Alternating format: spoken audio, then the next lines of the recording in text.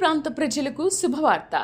ప్రార్థనా శక్తి తైలాభిషేక ఆరాధన ప్రతి నెల మొదటి బుధవారం. సమయం ఉదయం 10 గంటల నుండి. NK highway grounds, Autonagar, Gudem highway bypass road, Tadepalligudem. ప్రార్థనా శక్తి తైలాభిషేక ఆరాధన ప్రతి నెల 2వ శుక్రవారం. సమయం ఉదయం 10 గంటల నుండి. స్థలం కాపు కళ్యాణ మండపం, NFCL రోడ్, RTO ఆఫీస్ పక్కన, RR నగర్, కాకినాడ. ప్రార్థనా శక్తి తైలాభిషేక ఆరాధన మే 10 ఖమ్మం శనివారం. సమయం ఉదయం 8 గంటల నుండి. స్థలం SR గార్డెన్స్, ఈనాడు ఆఫీస్, వైరా రోడ్, వెలుగుమట్ల, ఖమ్మం. ప్రార్థనా శక్తి తైలాభిషేక ఆరాధన మే 14 రాజమండ్రి బుధవారం. సమయం ఉదయం 9 గంటల నుండి. స్థలం airport road, quarry market, Renuka apartment దగ్గర, రాజమండ్రి. ప్రార్థనా శక్తి తైలాభిషేక ఆరాధన మే 15 ఏలూరు గురువారం. సమయం ఉదయం 10 గంటల నుండి. Sri convention hall, CR Reddy women's college, Vatluru, Eluru. ప్రార్థనా శక్తి తైలాభిషేక ఆరాధన మే 16 ఒంగోలు శుక్రవారం. సమయం ఉదయం 10 గంటల నుండి. స్థలం A1 convention hall, old Guntur road, Ongole. ప్రార్థనా శక్తి తైలాభిషేక ఆరాధన మే 17 గుంటూరు శనివారం. మొదటి ఆరాధన ఉదయం 7 గంటల నుంచి, రెండవ ఆరాధన ఉదయం 10 గంటల నుండి. స్థలం సీతారాం టౌన్షిప్ ఎదురుగా, housing board colony, Nallapadu road, Guntur. Yesayya నామమున మీకు వందనాలు తెలియపరుస్తా ఉన్నాను. ఈ దినం కొరకు దేవుడు సిద్ధపరిచిన వాగ్దానాన్ని మనం స్వాధీనపరచుకుందాం. పరిశుద్ధ గ్రంథంలో నుండి కీర్తన గ్రంథము 91వ అధ్యాయము 7వ వచనం ద్వారా ప్రభు మీ కుటుంబాన్ని దర్శిస్తూ ఉన్నారు. ఎస్పెషల్లీ నిన్ను ప్రభు దర్శిస్తూ ఉన్నారు. Psalms chapter 91 verse 7. నీ ప్రక్కన 1000 మంది పడినను, నీ కుడి ప్రక్కన 10,000 మంది కూలినను, అపాయము నీ యొద్దకు రాదు. దేవునికి మహిమ కలుగును గాక.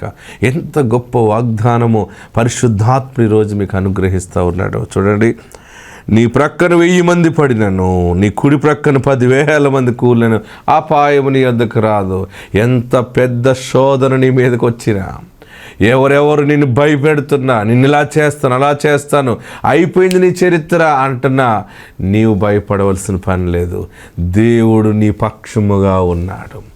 అసలు ఊహించని మనుషుల నుంచి బలమైన కష్టము నీకు ఎదురుపడిందని భయపడుతున్నావేమో, లేకపోతే నా వల్ల కాదు, నేను తీర్చలేనంత అప్పులు పడిపోయాను నేను, లేకపోతే నా వల్ల కాని పరిస్థితి, నేను మాట్లాడలేను, నన్ను దోషిగా నన్ను నిలబెడతా ఉన్నారు, నేను నిర్దోషిని, నాకు భయమేస్తుంది అని అనుకుంటున్నావేమో.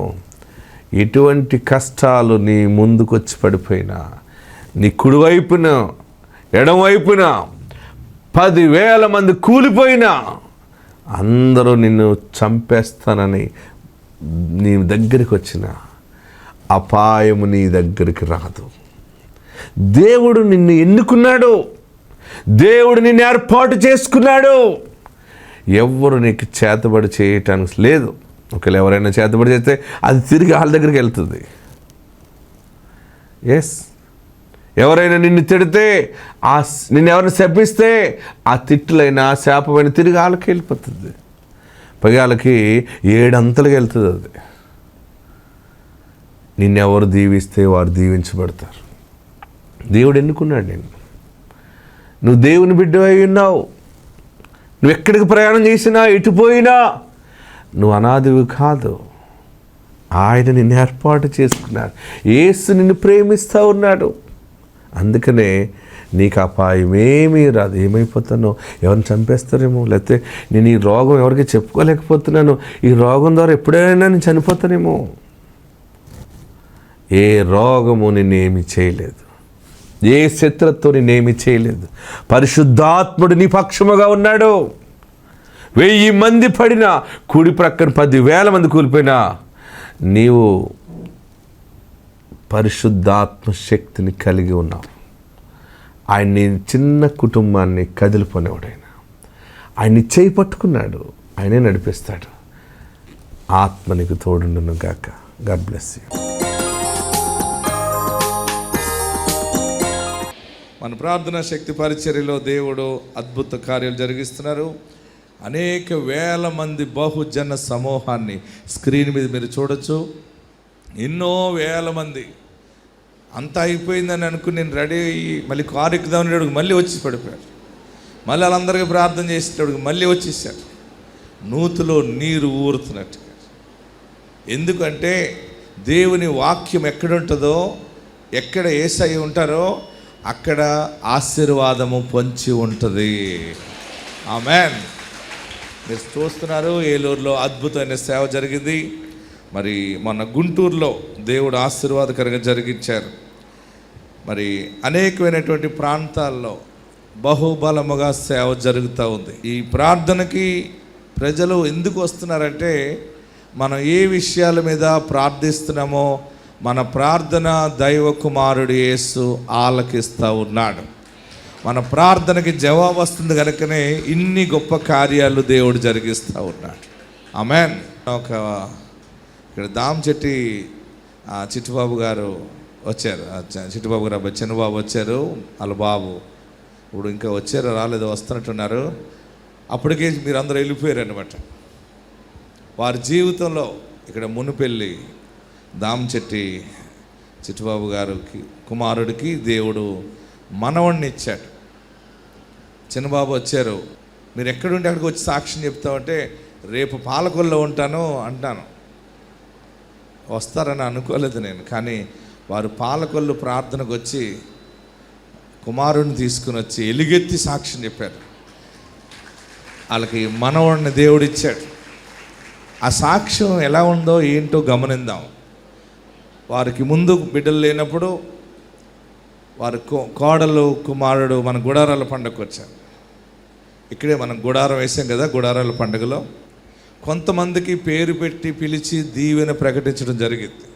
ఆ దీవించినప్పుడు నీకు ఎవరు కావాలని అడిగితే ఎవరైనా పర్వాలేదంటే గర్భఫలం కొరకంటే, మగపిల్లడు కావాలంటే మగపిల్లడు అని చెప్పండి, ఆడపిల్ల కావాలంటే ఆడపిల్లని చెప్పండి, లేదు దైవజనుడా మీ ఇష్టం అన్నారనుకోండి, నేను వెంటనే ఈజీగా ఉండే అప్లికేషన్ అనమాట. అప్పుడు మరి కుమార్తె పడితే పర్వాలేదా అని బ్లెస్ చేస్తే దేవుడు వెంటనే గర్భఫలం ఇచ్చాడు. ఆ కుటుంబాల్లో యేసు నామము ఘనపరచబడింది. హల్లెలూయా. మళ్ళా ఒక 4-5 సంవత్సరాలు అయిపోయింది. మొన్న వచ్చారు. వచ్చినప్పుడు బిడ్డలు కావాలంటే, మరి ఇప్పుడు ఎవరు కావాలి, నీకు మగబిడ్డ కావాలా అని అడిగాను అమ్మాయిని. కావాలయ్యా అంది. వెంటనే ప్రార్థన చేసి దీవెన ప్రకటన చేసి మగబిడ్డనే ఎత్తుకుని వస్తావని దీవిస్తే మళ్ళీ గర్భం వచ్చింది. ఈ చిన్నబాబు ఏం చేశారంటే, అందరికీ మా ఇసాక్ పాస్టర్ గారు చెప్పారని చెప్పి అందరికీ మాకు మనవడు పుడుతున్నాడని చెప్పేసాడు ఈయన. వాళ్ళ కుటుంబాలు ఎవరు యేసు ప్రభు అంటే తెలియదు, నమ్ముకోలేదు. వాళ్ళందరూ అన్నారు, ఏ ధైర్యంతో ఇలా చెబుతున్నావు అని అడిగితే, ఇసాక్ పాస్టర్ గారు వాళ్ళ నాన్నగారికి వాగ్దానం చేసి ఇచ్చాడు దేవుడు. వారి నాన్నగారి దగ్గర నుంచి మాకు తెలుసు. ఆ దైవజనుడు ప్రకటించాడు, ముందు మాకు మనవరాలు పుట్టింది. ఆ దైవజనుడు ప్రకటించాడు, ప్రవక్త, మాకు మనవడు పుడతాడు. ఇప్పుడు చాలామంది అన్నారంటే, స్కాన్ చేయించుకున్నావా, డాక్టర్లు చెప్పారా అంటే, లేదు లేదు, దేవుడే మాకు వర్తమానం పై నుంచి పంపించాడు. ఇంకా ఏంటంటే, మాట్లాడుతున్నప్పుడు ఒక సమయం కూడా ఆత్మ బయలుపరిస్తే చెప్పారు, దేవుడిచ్చినటువంటి వాగ్దానం మార్చి 30 కల్లా జరుగుతుంది, దేవుడు ఇస్తున్నాడని చెప్తే డాక్టర్ ఏమో ఏప్రిల్ అన్నాడు. సరే అని వారు వెళ్ళారు. ఆశ్చర్యం ఏంటంటే, కరెక్ట్గా మార్చి నెలలోనే దేవుడు డెలివరీ ఇచ్చాడు, ఆపరేషన్ జరిగింది. ఆ 2 రోజుల ముందు ఫోన్ చేశాడు ఆయన, పాస్టర్ గారు ఇలాగ వెళ్తున్నాం, మరి మగపిల్లడే కదా అండి, మీరు వెళ్ళి ఆ బొడంకాయ గారిని ఎత్తుకుని నాకు ఫోన్ చేయండి అన్నాను. అంతే బుడుక్కుని పడ్డాడు. ఇదిగో చూసారా స్క్రీన్ మీద చూడండి. ఆ సాక్ష్యం వారు అసలు ఎంత దేవునిని గణపరిచారంటే సాక్ష్యం ఇందాం. ఎస్, ఒక రోజుని ఉపలవత్తం గ్రామంలో గుడారాల పండుగ జరిగింది. గుడారాల పండుగ జరిగితే ఆ గుడారాల పండుగకి ముందు నెల వెళ్ళినప్పుడు బాబుకి ఇంకా పిల్లలు కలగలేదండి అన్నారు. అప్పుడు ఆ గుడారాల పండుగలో జ్ఞాపకం ఉంచుకుని 2-3 నేను, మా బాబు, మా కోడలు, మా మిస్సెస్ 4 వెళ్ళాం. వెళ్తే అప్పుడు గుడారాల పండుగలో తర్వాత తను పిలిచాడు, మా కోడల్ని పిలిచారు, వాళ్ళ మిస్సెస్ని పిలిచి, అమ్మ అబ్బాయి కావాలా అమ్మాయి కావాలా అని అడిగారు. అడిగితే మా కోడలంది మీ ఇష్టం అండి ఏదైనా సరే అండి. అప్పుడు అందమైన స్వరూపంతో అమ్మాయి పుడుతుంది అన్నారు. అలాగే బొమ్మలా ఉంటుంది. 5 సంవత్సరాల తర్వాత మళ్ళా మొన్న కోడలు ఇద్దరు వచ్చారు, నేను వచ్చాను కూడా. వస్తే అబ్బాయి ఇద్దాం అమ్మ అంటే కావాలండి అన్నారు. అయితే ఇదిగో అబ్బాయి అని ఒక అరటిపండు ఇచ్చారు. చూడండి, ఒక అరటిపండు ఇచ్చారు. అరటిపండు ఇచ్చి ఇద్దరు తినండి అన్నారు. అప్పుడు ఇద్దరు తింటే మరుసటి నెల నుంచి కన్సీవ్ అయింది. మరుసటి నెల వచ్చి చెప్పాను, అబ్బాయి పుడతాడులే అన్నారు ఆయన. అబ్బాయి పుడతాడు. ఇంకా ఆయన మీద నాకు అపారమైన విశ్వాసం కదా. ఎవరో చెప్పినా మనవడు పుడుతున్నాడు ఆయన చాలామంది అన్నారు. స్కానింగ్లో చూసి చెప్తున్నావా ఏంటని. లేదు, మా పాస్టర్ గారు చెప్పారు అనేవాడిని. మా పాస్టర్ గారు చెప్పారు అబ్బాయి అనేవాడిని. అప్పుడు తర్వాత ఇంకా మార్చిలో గుడ్ న్యూస్ వినేద్దు కానీ అన్నారు. కానీ డాక్టర్ గారు ఏప్రిల్ 10కి డేట్ ఇచ్చారు. డేట్ ఇస్తే మన పాస్టర్ గారు ఏం చెప్పారు, మార్చి 30కి వినేద్దు కానీ న్యూస్ ఇందు కానీ అన్నారు. ఏంటి సాగ్ గారేమో 30 అంటున్నారు, అక్కడేమో వాళ్ళు 31 అని స్కానింగ్లు అవన్నీ ఏవి లేకుండా మన పాస్టర్ గారేమో కళ్ళు మూసుకుని 30వ తారీఖునే అంటున్నారు. అంటే అని అనుకున్నాం. సరిగ్గా మార్చి 15 నాడు స్కానింగ్కి వెళ్ళారు. రొటీన్గా స్కానింగ్కి వెళ్తారు కదండి, నెలలా స్కానింగ్కి వెళ్తే అబ్బాయి గ్రోత్ బాగుంది, అబ్బాయి వెంటనే ఆపరేషన్ చేసేయాలి, డేట్ చూసుకోండి అన్నారు. డేట్ ఏవక్కర్లేదు, మీరు ఎలా చేస్తానంటే చేసేయచ్చండి, మా పాస్టర్ గారు మార్చిలో అన్నారు, మార్చిలోనే వచ్చేస్తుంది అని మేము దృఢంగానే ఉన్నాం అని అనుకున్నాం. అంటే వెంటనే పాస్టర్ గారు ఫోన్ చేస్తాం, హైదరాబాద్ నుండి ఫోన్ చేస్తే చేసేయమనండి, రేపు బాబు వస్తాడులే అన్నారు. బాబు వస్తాడులే అంటే మేము నాకైతే ధైర్యమే, మా వీళ్ళకి కొంచెం పిల్లలు కదండి, వాళ్ళకి కొంచెం అదే. అప్పుడు వెంటనే వెళ్ళి ఆపరేషన్ థియేటర్లోకి వెళ్ళి 5 నిమిషాలకి బాబు అని వచ్చారు. అంతే, వెంటనే మళ్ళీ ఫాస్ట్ గారు ఫోన్ చేశారు. ఫాస్ట్ గారు ఫోన్ చేస్తే నేను ముందే చెప్పాను కదా, అరటిపండు ఇచ్చిన రోజునే చెప్పాను కదా, నేను చూశాను, దర్శనంలో చూశాను, నేను బాబు అని చెప్తున్నాను కదా అన్నారు. దేవుడు గొప్పతనం, మన విశాఖ గారు మాట ఎలా నెరవేరుతున్నాయంటే, అందుకే ఈరోజు ఎంత జనం ఎక్కడ పెట్టినా ఇసుకేస్తే రాని జనం వస్తున్నారు. ఎందుకు వస్తున్నారండి? దేవుడేంది విశ్వాసమే. చేతులు పైకెత్తి గట్టిగా చప్పట్లు పడదాం. దేవుని గొప్ప కార్యాలు. ఈరోజు ఇక్కడ ఉన్నాను, ఒక్కొక్క రోజు ఒక్కొక్క పట్టణం ఒక్కొక్క ప్రాంతం వెళ్తుంటే అన్ని ప్రాంతాల్లో గొప్ప విజయవంతంగా సాక్ష్య పరిచర్య జరుగుతుందంటే దేవుడు తోడుగా లేకపోతే ఇది జరగదు. ఆమేన్. హల్లెలూయా, హల్లెలూయా చెప్పండి. చాలా కఠినస్తుల మధ్యకి వెళ్తున్నాను నేను. అసలు యేసుప్రభు అంటే కిట్టని ప్రజల మధ్యకి వెళ్ళి నిలబడుతున్నాను. నిలబడిన వెంటనే అద్భుతమైన రక్షణ సువాసన ప్రజలందరికీ అందుతూ ఉంది. హల్లెలూయా చెప్పండి. ఇలాగ మనం ప్రవచించి ప్రకటించిన సాక్ష్యాలు 7,400 మందికి దేవుడు గర్భఫలాలు ఇచ్చాడు. పిల్లలు లేని వాళ్ళరా భయపడకండి, దేవుడు మీకు తప్పక గర్భఫలాలు ఇస్తాడు. అప్పుల్లో బాధలో ఉన్న వాళ్ళరా భయపడకండి, తప్పక దేవుడు మిమ్మల్ని ఆస్తికర్తలుగా చేస్తాడు. క్రీస్తునందున్నవాడు నూతన సృష్టి అన్నాడు. అంటే పాతది గతిస్తాయి, అన్నీ సమస్తము కొత్త అవుతాయి. చూడండి, ఈ నామము జీవము కలిగినది కనుక దీనిని అణిచేయాలని రాజులు మహా పెద్ద పెద్ద ప్రభుత్వాలు ఎన్నో ప్రణాళికలు రూపొందించారు. రోమా ప్రభుత్వమే ఆనాడు ప్రపంచంలో, రోమా ప్రభుత్వం అంటే హడులు అన్నమాట, దాన్ని మించిన ప్రభుత్వం లేదు.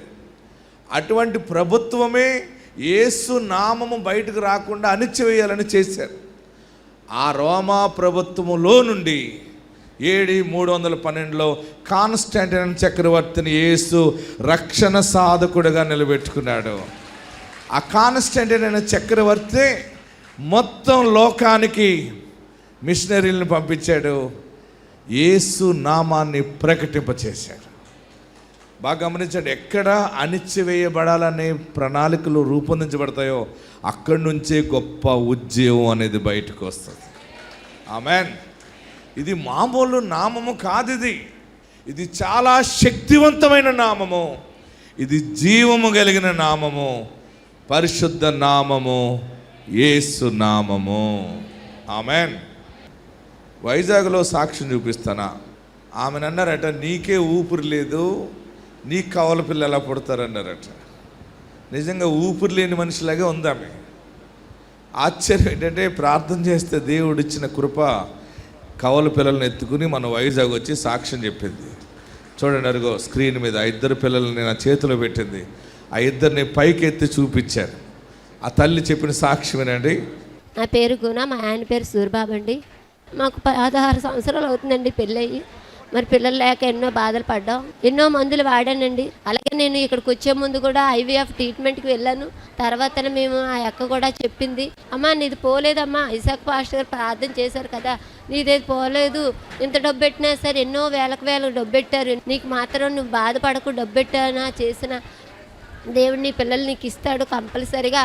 మేము విజయనగరం హాస్పిటల్కి వెళ్ళి మళ్ళీ నాకు పోయింది అనుకొని వెళ్తే, లేదమ్మా నీకు 2 కలవలు ఉన్నారమ్మా అని అన్నారండి. ఈ కలవల పిల్లలు కూడా నా కడుపులో ఉన్నారంటే నేనైతే నమ్మలేకపోయానండి. అందరూ కూడా నీ కలవల పిల్లలేటమ్మా, నువ్వు చూస్తే ఊపిరే లేదు నీకు, నీ కలవల పిల్లలేటని అందరూ ఆశ్చర్యపోయారండి. లేదు నా దేవుడు ఇస్తాడని నేనైతే నమ్మకంతోనే ఎదురు చూశానండి. అలాగే మరి హాస్పిటల్లో కూడా డాక్టర్లు ఆశ్చర్యపోయారండి. కానీ దేవుడు ఎలాగైనా సరే మాకు అద్భుతమైన కార్యం చేశాడు. చిన్న సాక్ష్యం దేవుడిని దీవించిన. ఆమెకి ఏమి లేదన్నారు అందరూనే, గట్టిగా చెప్పాలి. కానీ ఇంకా గొప్పతనం ఏంటంటే ఆమె నమ్మిన దేవుడు ఊపిరున్న దేవుడు. ఆమె నమ్మిన దేవునికి శ్వాస ఉంది. ఆమె నమ్మిన దేవుడికి మాట్లాడే శక్తి ఉంది, వినికిడి శక్తి ఉంది. ఆమెన్. మీకు ఎంతమందికి దేవుడు మాట వినాలని ఆశ ఉందో చేయి పైకెత్తండి. మరి ఇంతమందికి ఆశ ఉన్నప్పుడు అడిగారా మీరు? తాకట్లో ఉన్న బంగారం వదిలిపించాలని ప్రార్థన చేస్తున్నావు, ఉపవాసం ఉండి. తాకట్లో ఉన్న ఇల్లు కాగితం వదిలిపించాలని ప్రార్థిస్తున్నావు. కూతురికి మంచి మొగుడు రావాలి, భర్త రావాలని ప్రార్థిస్తున్నావు. కారు కొనుక్కోవాలని ప్రార్థిస్తున్నావు. ఇంకా పొలం పంట బాగా పండాలి దేవా అని ప్రార్థిస్తున్నావు. అప్పులు తీరాలని ప్రార్థిస్తున్నావు. కానీ నీ స్వరం వినాలనే ఉందని ఎప్పుడైనా అడిగేవాడు? నువ్వు అడగలేదు కనుక వినలేదు. మీరు మొట్టమొదటిగా ఆయన స్వరం వినండి. ఎవరి స్వరం? మాట్లాడే దేవుడిన. ఆమెన్.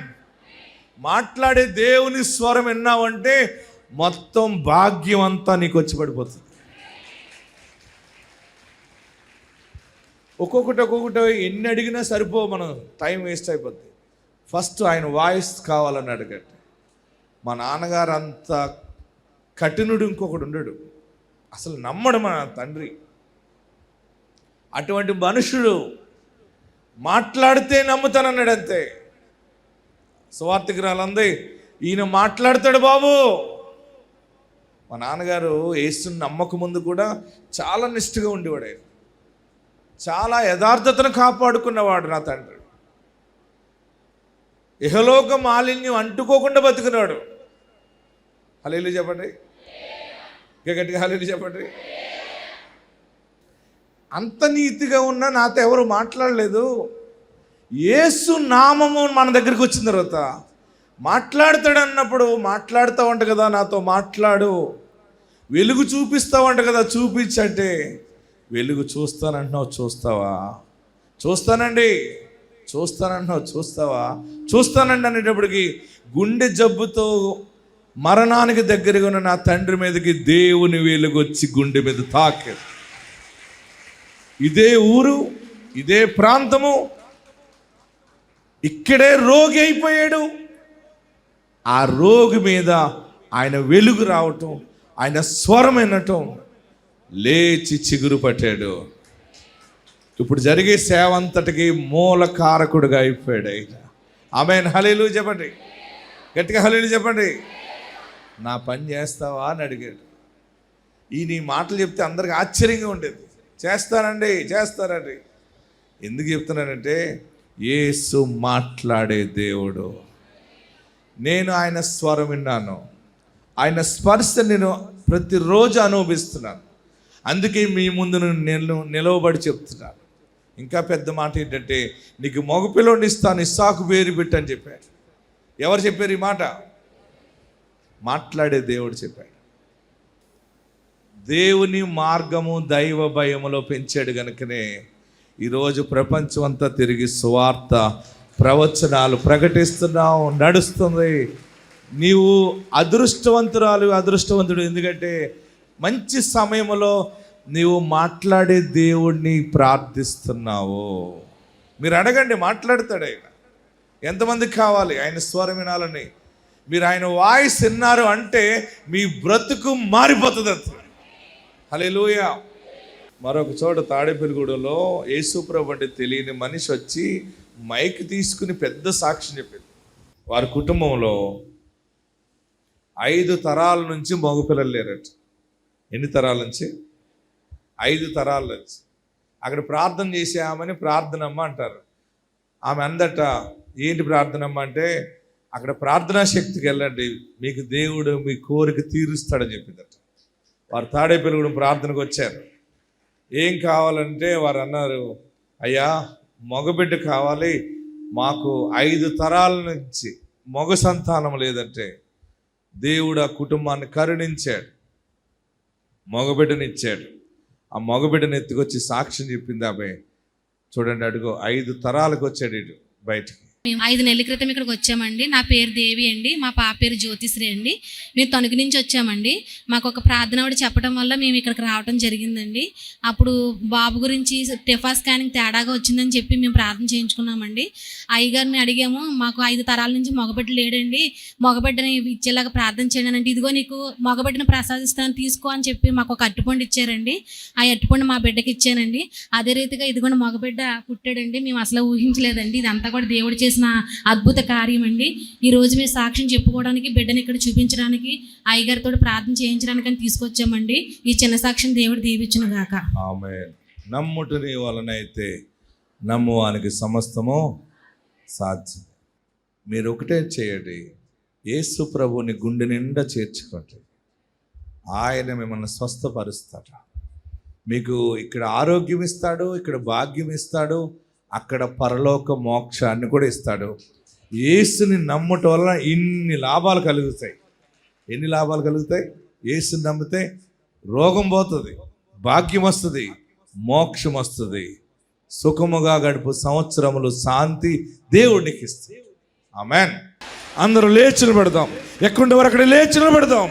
కండ్లు మూసుకుని, ఈ దోము మార్గముగా నీళ్లు రానై ఉన్నాయి. చెరువులు పనిచేయకపోయినా, వ్యవసాయం చేతికి రాకపోయినా, సాలలో పశువులు లేకపోయినా, అన్నీ అనుకునే దూరం అయిపోయినా, మోసపోయినా, నేను నమ్మేను మోసం చేసాడని ఏడుస్తున్నావా? ఎవడు మోసం చేసినా, ఏ మనిషి నీకు మోసం చేసినా, దేవుడు ఎదోము నుండి నీకు మార్గము చూపిస్తున్నాడు. అసలు నీకు అర్థం కాదు, అది అక్కడి నుంచో రాబోతా ఉంది. యేసయ్యా నువ్వు నాకు కావాలని అడగండి. ఎంత మంచి దేవుడు యేసయ్యా, నువ్వు నాకు కావాలి, నువ్వు బిడ్డల్ని ఇస్తావు, రక్షణ ఇస్తావు, అన్నీ ఇస్తావు. నా బ్రతుకులో నువ్వు కావాలి, నా ఇంటికి నీవు యజమానుడిగా ఉండాలి. హల్లెలూయా, హల్లెలూయా. అందరూ కూడా యేసు ప్రభువారిని గుండె నిండా చేర్చుకునండి. నా పాపాలు క్షమించని అడగండి. తెలుసో తెలియకో నువ్వు తప్పే చేసేవేమో, లేకపోతే పరిస్థితులను బట్టి తప్పు చేసేవేమో. నా పాపాలు క్షమించు, నన్ను పరిశుద్ధపరచు బాబు, నన్ను చూడవయ్యా, ఒక్కసారి చూడయ్యా, నన్ను ఆశీర్వదించు, నాకు నీ రక్షణ దయచే, నన్ను నీ రక్షణలో నడిపించువా, నా కుటుంబ సభ్యులకి నీ రక్షణ ఇవ్వండి. యేసు ప్రభువారిని గుండె నిండా చేర్చుకురండి. కట్టబడ్డావు కదా, త్రాళ్ళతోనే కట్టబడ్డావు. యేసు నామములో విప్పబడుతున్నావు. యేసు నామములో స్వతంత్రంగా బ్రతుకుతావు. యేసు నామములో గర్భఫలం కలిగి ఉంటావు. యేసు నామములో భూఫలాన్ని కలిగి ఉంటావు. యేసు నామములో సర్వ సమృద్ధిని కలిగి ఉంటావు. గాలియే గాని వర్షమే గాని రాకపోయినా మీ లోయ దేవుడు ఎదోము నుండి పంపించి నింపుతాడు. అందరూ మీ కుడి హస్తాన్ని తలపైన పెట్టుకోండి. నన్ను ఆశీర్వదించు బాబు, నన్ను దీవించు బాబు. అందరూ ప్రార్థించండి. నన్ను దీవించు, నన్ను ఆశీర్వదించు, నీ మహిమ నాకు దయచి, నీ అభిషేకము నాకు దయచి. అందరు 2 చేతులు తలపైన పెట్టుకుని, ఎందుకంటే 2 అంతలు దీవెన అడగండి. 2 చేతులు తలపైన పెట్టుకుని యేసు అని 7 మార్లు పిలవండి. 1 2 3 4 5 6 7. నన్ను ఆశీర్వదించి నాకు నీ రక్షణ దయచే. హల్లెలూయా, హల్లెలూయా. అందరూ ప్రార్థనలో ఉండండి, అందరూ ప్రార్థనలో ఉండండి. దేవుడు బలమైన కార్యముని పట్ల చేయబోతున్నాడు. గాలి రాకపోయినా, వర్షం రాకపోయినా, ఇచ్చేవాడు ఇవ్వకపోయినా, ద్వేషించిన దూషించిన ఏదోము మార్గముగా నీరు వచ్చేస్తుంది. శత్రువు పారిపోతాడు. సమృద్ధి, సమృద్ధి, సర్వ సమృద్ధి చూస్తావు. హల్లెలూయా, హల్లెలూయా. స్తోత్రం.